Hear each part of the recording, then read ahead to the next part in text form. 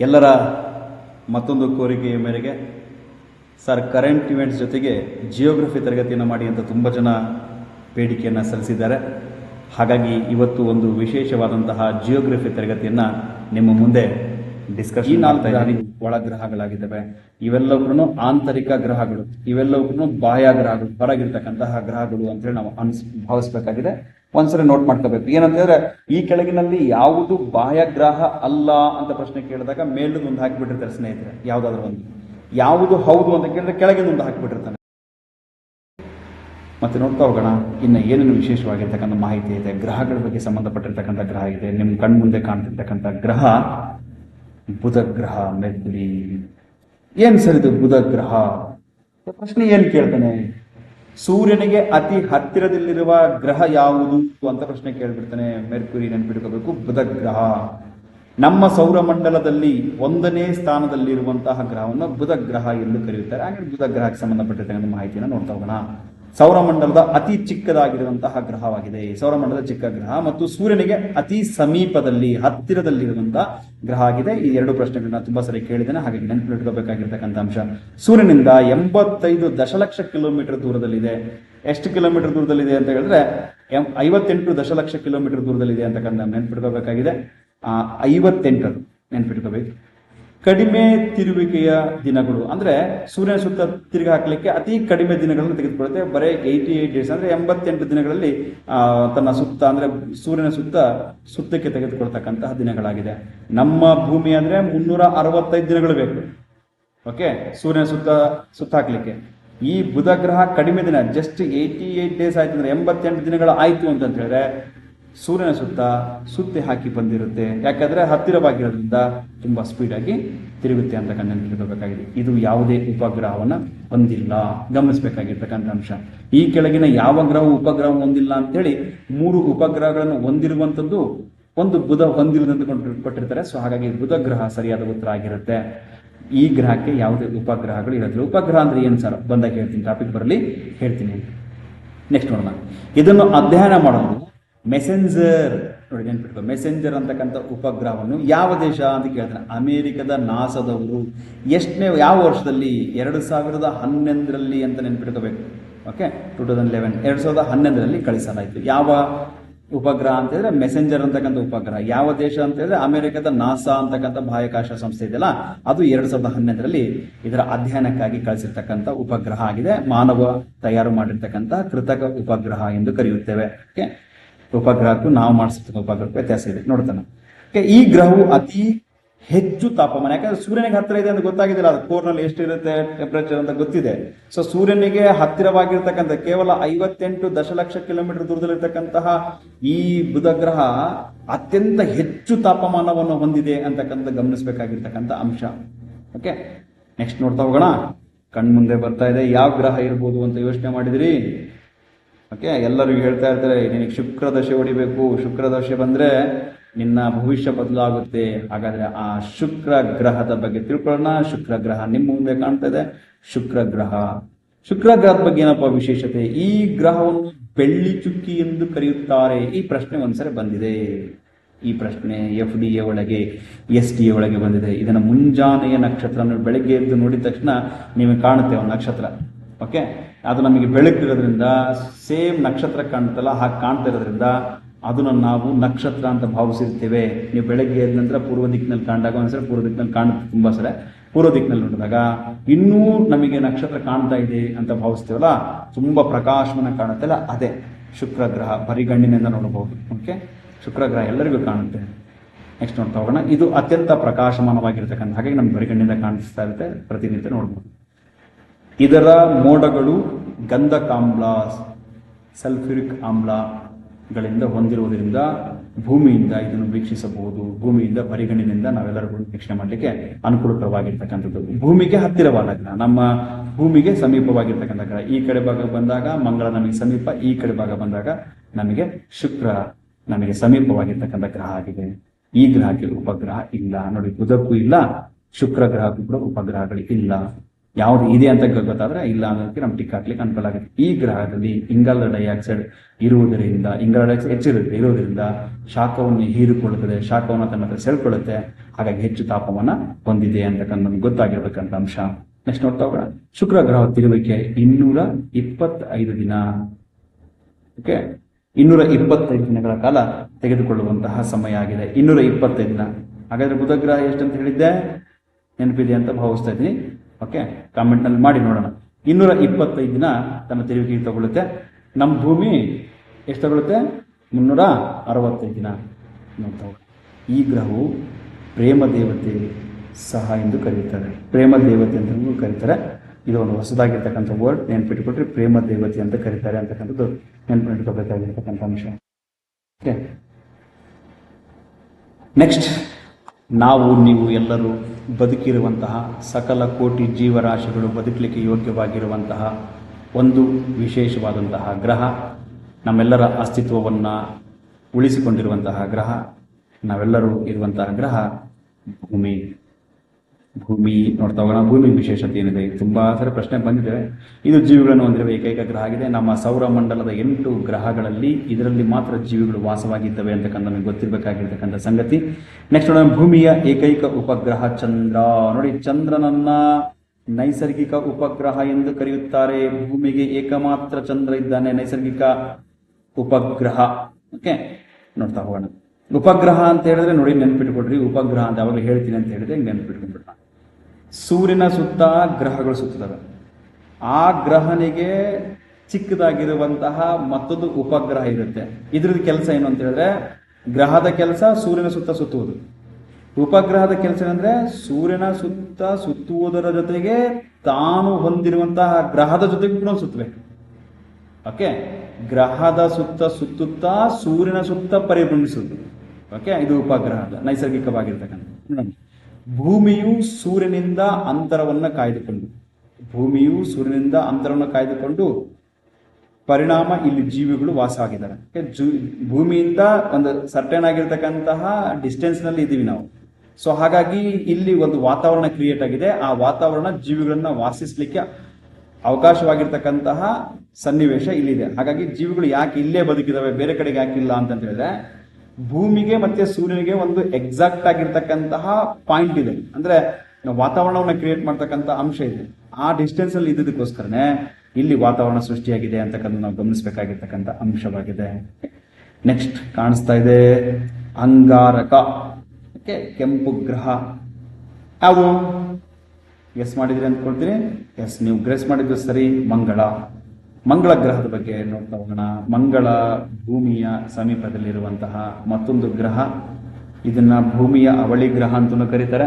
ಇತ್ತೀಚಿನ ದಿನಮಾನಗಳಲ್ಲಿ ಹೆಚ್ಚು ಸಂಶೋಧನೆಗಳು ಮತ್ತು ಹೆಚ್ಚು ಅವಶೇಷಗಳು ಇಲ್ಲಿ ಕಳಿಸ್ತಾ ಇದ್ದೀವಿ ನಾವು. ಅಂದರೆ ಉಪಗ್ರಹಗಳನ್ನ ಕಳಿಸ್ತಾ ಇದ್ದೀವಿ. ಅಲ್ಲಿ ಅವಶೇಷಗಳನ್ನ ಚೆಕ್ ಮಾಡಿಬಿಟ್ಟು ಭೂಮಿಯಂತೆ ವಾತಾವರಣ ಇರಬಹುದಾ, ನೀರಿನ ಮೂಲ ಇರಬಹುದಾ, ಜೀವಿಗಳ ಮೂಲ ಇರಬಹುದಾ ಅಂತ ಹೆಚ್ಚು ಪತ್ತೆ ಆಗ್ತಾ ಇದ್ದಾವೆ. ಸಾಕಷ್ಟು ವಿಚಾರಗಳು ಇದರಿಂದ ನಮಗೆ ಗೊತ್ತಾಗ್ತಾ ಇದೆ. ನೋಡ್ತಾ ಹೋಗೋಣ ಮಂಗಳಕ್ಕೆ ಸಂಬಂಧಪಟ್ಟಿರ್ತಕ್ಕಂಥ ಮಾಹಿತಿನ. ಇದನ್ನು ಅಂಗಾರಕ ಅಥವಾ ಕುಜ ಗ್ರಹ ಎಂದು ಕರೆಯುತ್ತಾರೆ. ನಿಮಗೆ ಕುಜ ದೋಷ ಇದೆ ಅಂತಂದ್ರೆ ಕುಜ, ಓಕೆ, ಇದೇ ಕುಜ. ಅಂಗಾರಕ ಅಂತಾನು ಕರೀತಾರೆ. ಕೆಂಪಗಿದೆಲ್ಲ ನೋಡೋಣ.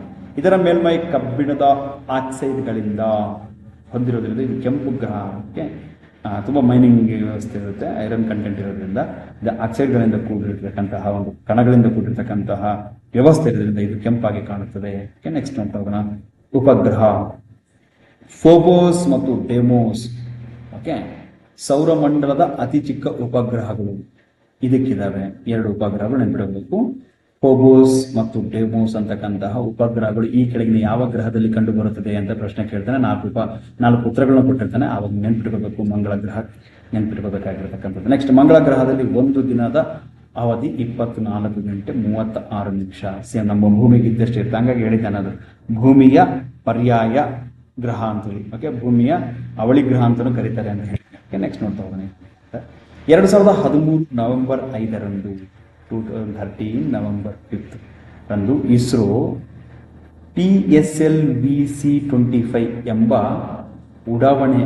ಉಪಗ್ರಹದ ಉಡಾವಣೆಯನ್ನ ಮಾಡೋದ್ರ ಮೂಲಕ ಮಂಗಳಯಾನವನ್ನ ಮೊಟ್ಟ ಮೊದಲ ಬಾರಿಗೆ ಕೈಗೊಂಡು, ಇದರ ಮೂಲಕ ಪ್ರಪಂಚದಲ್ಲಿ ಒಂದು ಕ್ರಾಂತಿಕಾರಿಯಾಗಿರ್ತಕ್ಕಂತಹ ಬದಲಾವಣೆ ಆಯ್ತು.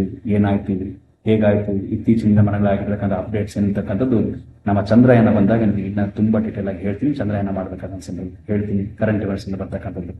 ಈಗ ಸದ್ಯ ನಾವು ಜಿಯೋಗ್ರಫಿಯಲ್ಲಿ ಏನೇನಿದೆ ಅಂತ ಹೋಗೋಣ. ಈ ಗ್ರಹವು 2014 ಸೆಪ್ಟೆಂಬರ್ 24ರಂದು, ಅಂದರೆ ಇಲ್ಲಿದೆಲ್ಲ ಈ ಉಪಗ್ರಹ ತಲುಪಿದ್ದು, ಕಕ್ಷೆಯನ್ನು ಯಶಸ್ವಿಯಾಗಿ ಸೇರಿದ್ದು. ಇದೊಂದು ಪ್ರಪಂಚವೇ ಅತಿ ಹೆಚ್ಚು ಸಂಭ್ರಮಿಸಲ್ಪಟ್ಟಿರ್ತಕ್ಕಂಥ ದಿನ ಆಗಿದೆ. ಇಸ್ರೋ ಏಷ್ಯಾದಲ್ಲಿ ಮೊದಲ ಮಂಗಳಯಾನ ಕೈಗೊಂಡ ಸಂಸ್ಥೆಯಾಗಿದೆ. ಮಂಗಳಯಾನವನ್ನು ಮೊಟ್ಟ ಮೊದಲ ಬಾರಿಗೆ ಕೈಗೊಂಡಿರ್ತಕ್ಕಂಥದ್ದು ಇಸ್ರೋ ಅಂತಕ್ಕಂಥದ್ದು ಒಂದು ಬಾಹ್ಯಾಕಾಶ ಸಂಸ್ಥೆ ಇದೆ. ಇಸ್ರೋ ಬಗ್ಗೆ ತುಂಬ ಡೀಟೇಲ್ಸ್ ಆಗಿರ್ತಕ್ಕಂಥದ್ದು ಇದೆ. ಅದಕ್ಕೆ ಸಂಬಂಧಪಟ್ಟಿರ್ತಕ್ಕಂಥ ಒಂದು ನಿಮಗೇನು ಚಂದ್ರಯಾನ ನಮ್ಮ ಸಕ್ಸಸ್ ಆಗಿದೆಲ್ಲ, ಆ ಪಾಠ ಮಾಡಬೇಕಾದ್ರೆ ನಮಗೆ ಇಸ್ರೋ ಬಗ್ಗೆ ತುಂಬ ವಿವರಣೆಯನ್ನು ಹೇಳ್ತೀನಿ. ಅದು ನಮ್ಮ ಕರೆಂಟ್ ಅಫೇರ್ ಬರ್ತಕ್ಕಂಥ ವಿಷಯ ಆಗಿದೆ. ವೆಚ್ಚ 450 ಕೋಟಿ ರೂಪಾಯಿಗಳು. ಇದು ಕರೆಂಟ್ ಅಫೇರ್ಸ್ ಅಂತ ಹೇಳ್ತೀನಿ ನಿಮಗೆ ವಿಷಯನ. ಈಗ ನೆಕ್ಸ್ಟ್ ನೋಡ್ತಾ ಹೋಗೋಣ. ಕಾಣಿಸ್ತಾ ಇದೆ, ಬೃಹದಾಕಾರವಾಗಿರ್ತಕ್ಕಂಥ ಒಂದು ಆಕಾಶಕಾಯ ಕಾಣ್ತಾ ಇದೆ. ಅದ್ರ ಜೊತೆಗೆ ಒಂದು ದೊಡ್ಡ ಉಪಗ್ರಹಗಳು ಕಾಣ್ತಾ ಇದೆ. ಯಾವ್ದಿರ್ಬೋದು ಆಗ್ಲೇ ಗೆಸ್ ಮಾಡಿದ್ವಿ ಅಂತ ಭಾವಿಸ್ತಿದ್ದೀನಿ. ನೀವೆಲ್ಲ ಅನ್ಕೊಟ್ಟಿರುವಂತೆ ಜುಪಿಟರ್, ಗುರುಗ್ರಹ ವಿಶೇಷತೆ ಏನು ಅಂತ ಹೇಳಿದ್ರೆ, ಇಡೀ ನಮ್ಮ ಸೌರಮಂಡಲದಲ್ಲಿಯೇ ಅತಿ ದೊಡ್ಡದಾಗಿರುವಂತಹ ಗ್ರಹ ಆಗಿದೆ. ಆನೆ ಗಾತ್ರದ ಗ್ರಹ, ಬಹಳ ದೊಡ್ಡದಾಗಿರ್ತಕ್ಕಂಥ ಗ್ರಹ. ಸೊ ನೋಡ್ತಾ ಹೋಗೋಣ ಏನಾಗಿದೆ. ಸೌರಮಂಡಲದ ಅತ್ಯಂತ ದೊಡ್ಡ ಗ್ರಹವಾಗಿದೆ. ಈ ಗ್ರಹಕ್ಕೆ 4 ಉಪಗ್ರಹಗಳಿದ್ದಾವೆ. ಯಾವುದಕ್ಕೆ? ಗುರುಗ್ರಹಕ್ಕೆ 4 ಉಪಗ್ರಹಗಳು ಅಂತ. ಅವುಗಳು ಗ್ಯಾನಿಮೇಡ್, ಐಒ, ಯುರೋಪಾ, ಕ್ಯಾಲಿಸ್ಟೋ ಅಂತಕ್ಕಂತಹ 4 ಉಪಗ್ರಹಗಳನ್ನು ಒಳಗೊಂಡಿರುವಂತಹ ಬೃಹದಾಕಾರವಾಗಿರ್ತಕ್ಕಂಥ ಗ್ರಹವಾಗಿದೆ. 1610ರಲ್ಲಿ ಗೆಲಿಲಿಯೋ ಇದನ್ನು ಕಂಡುಹಿಡಿದನು ಅಥವಾ ಪತ್ತೆ ಹಚ್ಚಿದನು. ಯಾರು ಪತ್ತೆ ಹಚ್ಚಿದ್ರು ಅಂತ ಪ್ರಶ್ನೆ ಕೇಳ್ತಾನೆ. ಓಕೆ, ಹಾಗಾಗಿನೇ ನೆನ್ಪಿಟ್ಕೋಬೇಕಾಗಿದೆ. ಗೆಲಿಲಿಯೋ ಉಪಗ್ರಹಗಳು ಎನ್ನುತ್ತಾರೆ. ಓಕೆ, ಇದನ್ನ ಅವನು ಕಂಡುಹಿಡಿದಕ್ಕೋಸ್ಕರ ಗೆಲಿಲಿಯೋಗಳ ಉಪಗ್ರಹಗಳು ಅಂತ ಸಮೂಹ ಅಂತ ಕರೀತಾರೆ. ಅದು ಗಮನಿಸಬೇಕಾಗಿರ್ತಕ್ಕಂಥ. ಗ್ಯಾನಿಮೇಡ್, ಇದು ಹೇಳಿದ್ನಲ್ಲ, ಗ್ಯಾನಿಮೇಡ್ ಸೌರಮಂಡಲದಲ್ಲಿಯೇ ಅತಿ ದೊಡ್ಡದಾಗಿರುವಂತಹ ಉಪಗ್ರಹ. ಮತ್ತೆ ಗ್ರಹ ಅಲ್ಲ, ಉಪಗ್ರಹ. ಗ್ಯಾನಿಮೇಡ್ ಅಂತಕ್ಕಂಥದ್ದು ಸೌರಮಂಡಲದ ಅತಿ ದೊಡ್ಡದಾಗಿರ್ತಕ್ಕಂಥ ಉಪಗ್ರಹ ಎನಿಸಿಕೊಂಡಿದೆ. ಗಾತ್ರದಲ್ಲಿ ಬಹಳ ದೊಡ್ಡದಾಗಿರುವಂಥ. ಓಕೆ, ನೆಕ್ಸ್ಟ್ ಐಒ ಸೌರಮಂಡಲದಲ್ಲಿ ಅತಿ ಹೆಚ್ಚು ತಾಪಮಾನ ಹೊಂದಿರುವ ಉಪಗ್ರಹ. ನೋಡಿ ಪ್ರಶ್ನೆ ಕೇಳ್ತಾನೆ, ಯಾವ ಉಪಗ್ರಹವು ಸೌರಮಂಡಲದಲ್ಲಿ ಅತಿ ಹೆಚ್ಚು ತಾಪಮಾನ ಹೊಂದಿರೋ ಉಪಗ್ರಹ? ಗ್ರಹ ಅಂತ ಕೇಳಿದ್ರೆ ನೀವು ಬುಧ ಅಂತ ಬರೀತೀರಿ. ಉಪಗ್ರಹ ಅಂತ ಕೇಳಿದಾಗ ಗುರುಗ್ರಹದ ಐಒ ಅಂತಕ್ಕಂತಹ ಒಂದು ಉಪಗ್ರಹ ಅತಿ ಹೆಚ್ಚು ತಾಪಮಾನವನ್ನು ಹೊಂದಿದೆ ಅಂತಕ್ಕಂಥ ಗಮನಿಸಬೇಕಾಗಿರ್ತಕ್ಕಂಥ ಅಂಶ. ಗುರುಗ್ರಹವು 2023 ಸೆಪ್ಟೆಂಬರ್ ವೇಳೆಗೆ 92 ಉಪಗ್ರಹಗಳನ್ನು ಹೊಂದಿದೆ. ಪತ್ತೆ ಆಗ್ತಾ ಇದೆ, ಇನ್ನೂ ಪತ್ತೆ ಮಾಡ್ತಾನೆ ಇದ್ರೆ. ಯಾಕಂದ್ರೆ ಇದು ಭೂಮಿಯಿಂದ ತುಂಬಾ ದೂರ ಇರೋದ್ರಿಂದ ಇದು ಸಂಖ್ಯೆಗಳು ಹೆಚ್ಚು ಕಡಿಮೆ ಆಗ್ತಾನೆ ಇರ್ತವೆ. ಸೊ ಹಾಗಾಗಿ ಅಕ್ಯುರೇಟ್ ಆಗಿ ಹೇಳಲಿಕ್ಕಾಗಲ್ಲ. ಈಗ ಪ್ರೆಸೆಂಟ್ ನಮ್ಮ ವಿಜ್ಞಾನಿಗಳು ಕಂಡಿಡಿದ ಪ್ರಕಾರ 92 ಉಪಗ್ರಹಗಳು ಇದಾವೆ ಅಂತೇಳಿ 2023ರ ವೇಳೆಗೆ ಇದನ್ನು ಕಂಡುಹಿಡಿದರೆ. ಸೌರಮಂಡಲದ ಅತಿ ಹೆಚ್ಚು ಉಪಗ್ರಹಗಳನ್ನು ಹೊಂದಿರುವಂತಹ ಗ್ರಹ ಇದಾಗಿದೆ, ಗುರುಗ್ರಹ. ಓಕೆ, ಗುರುಗ್ರಹದ ಬಗ್ಗೆ ಇಷ್ಟು ಮಾಹಿತಿ ನಿಮ್ಗೆ ಗೊತ್ತಾಗಿದೆ ಅಂತ ಭಾವಿಸ್ತೀನಿ. ನೆಕ್ಸ್ಟ್ ನೋಡ್ತಾ ಹೋಗೋಣ. ನೆಕ್ಸ್ಟ್ ಕಾಣಿಸ್ತಾ ಇದೆ, ತುಂಬಾ ಸುಂದರವಾಗಿರುವಂತಹ ಗ್ರಹ ಇದು. ಸೌರಮಂಡಲದಲ್ಲಿ ಅತಿ ಸುಂದರವಾಗಿರುವಂತಹ ಮತ್ತು ಆಕರ್ಷಕವಾಗಿರ್ತಕ್ಕಂತಹ ಗ್ರಹ. ಒಂದೇ ಒಂದು ಕಾರಣ ಏನಂದ್ರೆ ಅದರ ಸುತ್ತ ಇರ್ತಕ್ಕಂಥ ಈ ಉಂಗುರದ ವ್ಯವಸ್ಥೆ ಕಾಣ್ತಾ ಇದೆಯಲ್ಲ, ಗ್ರಹದ ಸುತ್ತ ಕಾಣ್ತಾ ಇದೆಯಲ್ಲ ಈ ಉಂಗುರದ ವ್ಯವಸ್ಥೆ, ಇದು ಅದರ ಸೌಂದರ್ಯತೆಯನ್ನ ಹೆಚ್ಚು ಮಾಡಿದೆ. ನೋಡ್ತಾ ಹೋಗೋಣ ಏನಾಗಿದೆ ಅಂತ. ಇದು ಸೌರಮಂಡಲದ ಸುಂದರ ಗ್ರಹವಾಗಿದೆ. ಇದು 2ನೇ ದೊಡ್ಡದಾಗಿರ್ತಕ್ಕಂಥ ಗ್ರಹ. 1ನೇದು ಗುರುಗ್ರಹ, 2ನೇದು ಶುಕ್ರ ಗ್ರಹ. ನೋಡಿ, ಅನಿಲಗಳಿಂದ ಕೂಡಿರ್ತಕ್ಕಂಥ ಗ್ರಹಗಳೇನಿದೆ ಆಲ್ಮೋಸ್ಟ್ ದೊಡ್ಡದಾಗಿರ್ತಕ್ಕಂಥ ಗ್ರಹಗಳೇ. ಓಕೆ, ಅನಿಲ ಇಲ್ಲದಿರ್ತಕ್ಕಂಥ ಘನ ವಸ್ತುಗಳಿರ್ತಕ್ಕಂಥ ಅಂದ್ರೆ ಆ ಶಿಲೆಗಳಿಂದ ಕೂಡಿರ್ತಕ್ಕಂಥ ಚಿಕ್ಕದಾಗಿರ್ತವೆ. ಇವು ಅನಿಲಗಳಿಂದ ಕೂಡಿರೋದ್ರಿಂದ ಇವು ತುಂಬಾ ದೊಡ್ಡದಾಗಿರ್ತಕ್ಕಂಥ ಆಕಾರವನ್ನು ಹೊಂದಿರ್ತವೆ ಅಂತಕ್ಕಂಥ ಗಮನಿಸಬೇಕು. ಇದು ಜಲಜನಕ ಮತ್ತು ಹೀಲಿಯಂ ಅನ್ನು ಹೊಂದಿದೆ. ಜಲಜನಕ ಮತ್ತು ಹೀಲಿಯಂ ಅನ್ನು ಹೊಂದಿದೆ ಅಂತಕ್ಕಂಥ ಗಮನಿಸಬೇಕಾಗಿರ್ತಕ್ಕಂಥ ಅಂಶ. ಅತಿ ಹೆಚ್ಚು ಉಪಗ್ರಹಗಳನ್ನು ಹೊಂದಿರುವ ಗ್ರಹ ಆಗಿದೆ. ಓಕೆ, ನೋಡ್ತಾ ಹೋಗೋಣ. ಟೈಟಾನ್, ಈ ಪದ ಕೇಳಿದರೆ ಟೈಟಾನ್ ಅಂತಕ್ಕಂಥದ್ದು ಶನಿಗ್ರಹದ ದೊಡ್ಡ ಉಪಗ್ರಹ ಆಗಿದೆ. ಗ್ಯಾನಿಮೇಡ್ ಅಂತಕ್ಕಂಥದ್ದು ಸೌರಮಂಡಲದಲ್ಲಿ ಅತಿ ದೊಡ್ಡದಾಗಿರ್ತಕ್ಕಂಥ ಉಪಗ್ರಹ. ಅದರಲ್ಲಿ 2 ಮಾತಿಲ್ಲ. ಆದರೆ ಇಲ್ಲಿ ಗಮನಿಸಬೇಕಾಗಿರ್ತಕ್ಕಂಥದ್ದು ಏನು ಅಂತಂತ ಹೇಳಿದ್ರೆ, ಶನಿಗ್ರಹದ ದೊಡ್ಡ ಉಪಗ್ರಹ ಯಾವುದು? ಟೈಟಾನ್. ಟೈಟಾನ್ ಹಡಗ್ ಗೊತ್ತಿದೆ ತಾನೆ, ಅದ್ರ ಮೇಲೆ ಒಂದು ಪಿಕ್ಚರ್ ಬಂದಿತ್ತಲ್ಲ, ಸಿನಿಮಾ ಬಂದಿತ್ತು, ಟೈಟಾನ್. ಓಕೆ, ಅದನ್ನೇ ನೆನ್ಪಿಟ್ಕೊಂಡ್ರೆ ಸಾಕು. ಟೈಟಾನ್ ಅಂತಕ್ಕಂಥದ್ದು ಶನಿಗ್ರಹದ ದೊಡ್ಡ ಉಪಗ್ರಹ ತುಂಬ ಇದ್ದಾವೆ, ಅದರೊಳಗೆ ಶನಿಗ್ರಹದ ದೊಡ್ಡ ಉಪಗ್ರಹ ಯಾವುದು? ಟೈಟಾನ್. ಅಥವಾ ಟೈಟಾನ್ ಈ ಕೆಳಗಿನ ಯಾವ ಗ್ರಹದ ಉಪಗ್ರಹ ಅಂತ ಪ್ರಶ್ನೆ ಕೇಳಿದ್ರೆ ನೀವು ನೆನಪಿರಬೇಕು ಶನಿಗ್ರಹದ್ದು ಉಪಗ್ರಹ ಅಂತ ನೆನಪಾದರೆ ನಿಮಗೆ ಅಂಕ ಸಿಗುತ್ತೆ.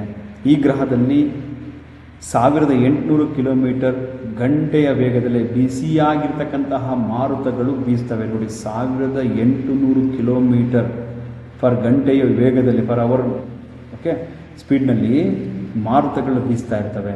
ಹಾಗಾಗಿ ಇಲ್ಲಿ ಯಾವ ಸ್ಯಾಟಲೈಟ್ಗಳನ್ನ ನಾವು ಲ್ಯಾಂಡ್ ಮಾಡಲಿಕ್ಕೆ ಆಗೋದಿಲ್ಲ. ಇಷ್ಟು ಸ್ಪೀಡಾಗಿರ್ತಕ್ಕಂತಹ ವೇಗವಾಗಿ ಬೀಸ್ತಕ್ಕಂತಹ ಮಾರುತಗಳು, ಬಿಸಿಯಾಗಿರ್ತಕ್ಕಂಥ ಮಾರುತಗಳು ಇರೋದ್ರಿಂದ ಅಲ್ಲಿ ಯಾವ ಸ್ಯಾಟಲೈಟ್ಗಳನ್ನು ನಾವು ಇಳಿಸ್ಲಿಕ್ಕೆ ಲಾಂಚ್ ಮಾಡಲಿಕ್ಕೆ ಆಗಲ್ಲ. ಓಕೆ, ನಾವು ತಗೊಂಡು ಏನಾಗಿದೆ ಅಂತ, ಈ ಗ್ರಹವು 0.64ರಷ್ಟು ಸಾಂದ್ರತೆಯನ್ನು ಹೊಂದಿದೆ. ಅತಿ ಕಡಿಮೆ ಸಾಂದ್ರತೆ ಹೊಂದಿರೋದ್ರಿಂದ ಇದನ್ನ ನೀರಿನ ಮೇಲೆ ತೇಲುವ ಗ್ರಹ ಅಂತ ಕರೀತಾರೆ ಅಂತ ಹೇಳಿದ್ನಲ್ಲ. ಸಾಂದ್ರತೆ ತುಂಬಾ ಕಡಿಮೆ ಇದೆ, ಸೊ ಹಾಗಾಗಿ ಅದನ್ನ ಕರಿತಾ ಇರ್ತಾರೆ. ಈ ಗ್ರಹವು ನೀರಿನಲ್ಲಿ ತೇಲುವಷ್ಟು ಕಡಿಮೆ ಸಾಂದ್ರತೆ ಹೊಂದಿದೆ. ಹಂಗಂದ್ರೆ ತೇಲುತ್ತೆ ತಗೊಂಡ್ಬಂದ್ಬಿಡೋಣ ಅಂತ ಅನ್ಕೋಬೇಡ್ರಿ. ಆ ರೀತಿಯಾಗಿರ್ತಕ್ಕಂಥ ದ್ರವ್ಯರಾಶಿಯನ್ನು ಕಂಡಿಡಿದಾಗ ಗೊತ್ತಾಗುತ್ತೆ. ಅದಕ್ಕೆ ನೆಕ್ಸ್ಟ್ ನೋಡ್ತಾ ಹೋಗೋಣ. ಕಾಣಿಸ್ತಾ ಇದೆ ಏನಿರ್ಬೋದು? ಎಸ್, ಯುರೇನಸ್ ಅಂತಕ್ಕಂಥದ್ದು ಕೂಡ ನಮ್ಮ ಸೌರಮಂಡಲದಲ್ಲಿರ್ತಕ್ಕಂಥ ಮತ್ತೊಂದು ಬೃಹದಾಕಾರವಾಗಿರ್ತಕ್ಕಂಥ ಗ್ರಹ ಆಗಿದೆ. ಇದು ಕೂಡ ಒಂದು ಅನಿಲಗಳಿಂದ ಕೂಡಿರುವಂತಹ ಗ್ರಹ. ಇದು ಕೂಡ ನಾವು ಹೊರ ಅಥವಾ ಬಾಹ್ಯ ಗ್ರಹಕ್ಕೆ ಸಂಬಂಧಪಟ್ಟಿರ್ತಕ್ಕಂಥ ಗ್ರಹ ಆಗಿದೆ. ನೋಡ್ತಾವೆ ಈ ಗ್ರಹವು ಜಲಜನಕ, ಹೀಲಿಯಂ ಮತ್ತು ಮೀಥೇನ್ಗಳನ್ನು ಒಳಗೊಂಡಿದೆ. ಓಕೆ, ಮೀಥೇನ್ಗಳನ್ನು ಒಳಗೊಂಡಿದೆ. ಇಲ್ಲಿ ಯಾವುದಾದ್ರು ಹೊಸದಾಗಿರ್ತಾನೆ, ಯಾವುದು ಅಲ್ಲ ಅಂತ ಗೊತ್ತಿದ್ರೆ ನಿಮಗೆ, ಯಾವುದು ಹೌದು ಅಂತ ಗೊತ್ತಿದ್ರೆ ಯಾವುದು ಅಲ್ಲ ಅಂತ ನಿಮಗೆ ಈಸಿಯಾಗಿ ಕಂಡುಹಿಡಿಯಲಿಕ್ಕೆ ಸಾಧ್ಯ. ಹಾಗಾಗಿ ಜಲಜನಕ, ಹೀಲಿಯಂ ಮತ್ತು ಮೀಥೇನ್ ಅಂತಕ್ಕಂತಹ ಗ್ಯಾಸಸ್ಗಳನ್ನ ಒಳಗೊಂಡಿದೆ ಅಂತಕ್ಕಂಥ ಗಮನಿಸಬೇಕಾಗಿರ್ತಕ್ಕಂಥದ್ದು. ಈ ಗ್ರಹವು ಪಶ್ಚಿಮದಿಂದ ದಕ್ಷಿಣದ ಕಡೆಗೆ ಸುತ್ತುತ್ತದೆ ನೋಡಿ. ಪಶ್ಚಿಮದಿಂದ ದಕ್ಷಿಣ ಕಡೆ ಸುತ್ತುತ್ತದೆ ಸರ್. ಮತ್ತೆ ಬೇರೆವು ಎಲ್ಲವೂ ಕೂಡ ಪೂರ್ವದಿಂದ ಪಶ್ಚಿಮಕ್ಕೆ ಸುತ್ತಿದ್ರೆ, ಇದು ಪಶ್ಚಿಮದಿಂದ ದಕ್ಷಿಣದ ಕಡೆ ಸುತ್ತದೆ. ಇದು ಒಂದು, ಮತ್ತೆ ಶುಕ್ರ ಗ್ರಹ ಒಂದು. ಇವೆರಡೂ ಕೂಡ ಪಶ್ಚಿಮದಿಂದ ದಕ್ಷಿಣದ ಕಡೆಗೆ ತನ್ನ ಸುತ್ತರಿರುತ್ತೆ. ಓಕೆ, ನಮ್ದೆಲ್ಲ ಪೂರ್ವದಿಂದ ಪಶ್ಚಿಮಕ್ಕೆ. ಸೊ ನಮ್ಮ ಗ್ರಹ, ಬೇರೆ ಬೇರೆ ಗ್ರಹಗಳು ಇವೆರಡು ಮಾತ್ರ ಪಶ್ಚಿಮದಿಂದ ದಕ್ಷಿಣದ ಕಡೆಗೆ ಸುತ್ತುತ್ತವೆ ಅಂತಕ್ಕಂಥ ನೆನಪಿಟ್ಕೋಬೇಕು. ಇದರ ಪ್ರಮುಖ ಉಪಗ್ರಹಗಳು ಟೈಟಾನ್, ಓಕೆ, ಮತ್ತು ಉಂಬ್ರಿಯಾಲ್ ಅಂತಕ್ಕಂಥದ್ದು ಮತ್ತು ಟೈಟಾನ್ ಅಂತಕ್ಕಂಥದ್ದು ಉಪಗ್ರಹ ಆಗಿದೆ. ಆಮೇಲೆ ನಿಮಗೆ ಮಂಗಳ ಗ್ರಹದ್ದು 2 ಉಪಗ್ರಹಗಳನ್ನ ಹೇಳಿದ್ದೀನಿ, ಗುರುಗ್ರಹದ್ದು ಹೇಳಿದ್ದೀನಿ, ಮತ್ತೆ ಈ ಇದು ನಮ್ಮ ಯುರೇನಸ್ ಕೂಡ ಹೇಳಿದ್ದೀನಿ. ಬೇರೆ ಬೇರೆ ಗ್ರಹಗಳು ನೆನ್ಪಿಟ್ಕೋಬೇಕು. ಯಾವ್ದು ಹೌದು ಯಾವುದು ಅಲ್ಲ ಅಂತ ಪ್ರಶ್ನೆ ಕೇಳ್ತಾ ಇರ್ತಾರೆ. ಈ ಕೆಳಗಿನ ಜೋಡಿ ಯಾವುದಕ್ಕೆ ಸಂಬಂಧಪಟ್ಟಿದೆ ಅಂತೇಳಿ ಉಪಗ್ರಹಗಳನ್ನ ಕೇಳ್ಬಿಡ್ತಾನೆ. ಸೊ ಅದ್ರ ಮೇಲೆ ಒಂದು ಪ್ರಶ್ನೆ ನೀವು ನೆನ್ಪಿಟ್ಕೊಳ್ಳಬೇಕಾಗಿರ್ತಕ್ಕಂಥದ್ದು. ನೆಕ್ಸ್ಟ್ ಕೊನೆಯದು ಬರ್ತಾ ಇದೆ ನೆಪ್ಚೂನ್, 8ನೇ ಗ್ರಹ. ನಮ್ಮ ಸೌರಮಂಡಲದ 8ನೇ ಗ್ರಹ ಇದಾಗಿದೆ ನೆಪ್ಚೂನ್. ಏನ್ ಸರ್ ನೆಪ್ಚೂನ್? ಈ ಗ್ರಹವು ಸೂರ್ಯನಿಂದ ಅತ್ಯಂತ ದೂರವಾಗಿರ್ತಕ್ಕಂಥ, ಈಗ ನಮ್ಮ ಸೌರಮಂಡಲದ ಇದೇ ದೂರ ಅಂತ ಭಾವಿಸಿದೆ. ಪ್ಲೇಟೋ ಹೇಳ್ತೀನಿ ನೆಕ್ಸ್ಟ್ ಏನಾಗಿದೆ ಅಂತ. ಸೊ ನೋಡ್ತಾ ಹೋಗೋಣ. ಈ ಗ್ರಹವು ಸೂರ್ಯನಿಂದ ಅತ್ಯಂತ ದೂರವಾಗಿರುವಂಥದ್ದು. ಯಾಕೆ? ಇದು ಅತ್ಯಂತ ಶೀತವಾಗಿದೆ. ಯಾಕಂದ್ರೆ ಸೂರ್ಯನಿಂದ ದೂರ ಇದೆ ಅಂತ ಅರ್ಥ ಅಂದ್ರೆ ತಾಪಮಾನ ಕಡಿಮೆ ಇರುತ್ತೆ ಅಂತ, ಶೀತ ಹೆಚ್ಚಿರುತ್ತೆ ಅಂತ. ತಾಪಮಾನ ಹೆಚ್ಚಿರುತ್ತೆ ಅದ ಹೇಳ್ರಿ. ಬುಧ, ಅವಾಗಲೇ ಫಸ್ಟ್ ನೋಡಿದ್ವಲ್ಲ ಬುಧ. ಯಾಕಂದ್ರೆ ಸೂರ್ಯನಿಗೆ ಹತ್ರ ಇದೆ.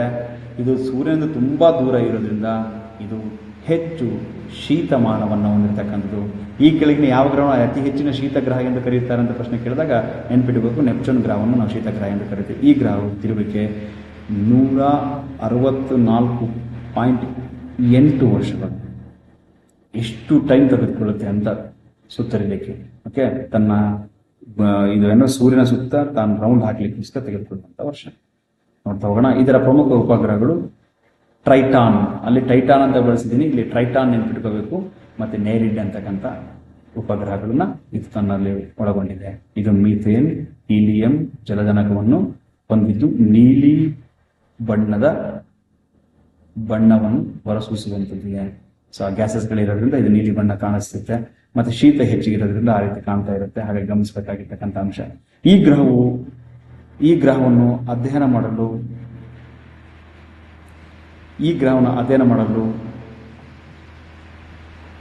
ಇದು ವೈಸರ್ ಆಗಿರಬೇಕು. ಮೋಸ್ಟ್ಲಿ ತಪ್ಪಾಗಿದೆ, ವೈನ್ಸರ್ ಅಂತಾಗಿದೆ. ವೈಸರ್ 2 ಅಂತ ನೆನ್ಪಿಟ್ಕೊಳ್ತಾರೆ. ಇಲ್ಲಿ ವೈನ್ಸರ್ ಅಂತಾಗಿದೆ. ಸೊ ಅದೊಂದು ಸ್ವಲ್ಪ ಪದ ತಪ್ಪಾಗಿದೆ, ಗಮನಿಸೋಣ. ವೈಸರ್ 2 ಅನ್ನ ಉಪಗ್ರಹವನ್ನು ನಾಸದವರು ಕಳಿಸಿಕೊಟ್ಟಿದ್ದಾರೆ. ಇದರ ಅಧ್ಯಯನಕ್ಕೋಸ್ಕರ ಅದು ಅಧ್ಯಯನ ಮಾಡಿ ನಮ್ಗೆ ಬೇಕಾಗಿರ್ತಕ್ಕಂಥ ಮಾಹಿತಿಗಳನ್ನ, ಫೋಟೋಸ್ಗಳನ್ನ ಕಳಿಸ್ತಾ ಇದೆ ಅದಕ್ಕೆ. Next Plato. ಏನ್ ಸರ್ ಇದು ಪ್ಲೇಟೋ? 9 ಗ್ರಹಗಳಿರಬೇಕಾಗಿತ್ತು. ಈ ಪ್ಲೇಟೋವನ್ನು ಯಾಕೆ ನಾವು ಗ್ರಹಗಳ ಸ್ಥಾನಮಾನಗಳನ್ನು ತೆಗೆದು ಹಾಕಿದ್ವಿ? ಇದನ್ನ ಯಾಕೆ ಕುಬ್ಜ ಗ್ರಹ ಅಂತ ಕರೆದ್ವಿ? ಓಕೆ, ನೋಡೋಣ. ನೀವು ಹೇಳ್ತೀರಿ ಯಾಕೆ ತೆಗೆದು ಹಾಕಿದ್ವಿ ಅಂತ. ಏನಿರ್ಬೋದು? ಓಕೆ, ಕಾಮೆಂಟ್ ಮಾಡಿ ನೋಡ್ತಾ ಹೋಗೋಣ. ಈಗ ನೆಕ್ಸ್ಟ್ ಈಗ ಅದಕ್ಕೆ ಮಾಹಿತಿ ನೋಡೋಣ. 2006 ಈ ಪ್ರಶ್ನೆ ಬಿಟ್ಟುಬಿಡ್ರಿ, ಈ ಪ್ರಶ್ನೆ ಕೇಳಬಹುದು. 2006 ಆಗಸ್ಟ್ 24, ಆಗಸ್ಟ್ 15ಕ್ಕೆ ಭಾರತ ಸ್ವತಂತ್ರ ದಿನಾಚರಣೆ. ಓಕೆ, ಆಗಸ್ಟ್ 24ರಂದು ಚೆಕ್ ಗಣರಾಜ್ಯದ ಪ್ರೇಗ್ ಅಂತಕ್ಕಂತಹ ಪ್ರದೇಶದಲ್ಲಿ ನಡೆದಿರ್ತಕ್ಕಂತಹ ಅಂತಾರಾಷ್ಟ್ರೀಯ ಖಗೋಳಶಾಸ್ತ್ರಗಳ ಅಥವಾ ಖಗೋಳಶಾಸ್ತ್ರಜ್ಞರ ಸಮ್ಮೇಳನ, ಒಂದು ಕಾನ್ಫರೆನ್ಸ್ ಒಳಗೆ 9ನೇ ಸಮ್ಮೇಳನ, ಎಷ್ಟನೇ ಸಮ್ಮೇಳನ ಅಂತ ಕೇಳಬಹುದು. 9ನೇ ಗ್ರಹದಿಂದ ಈ ಪ್ಲೇಟೋವನ್ನ ತೆಗೆದು ಹಾಕಿರ್ತಕ್ಕಂಥದ್ದು.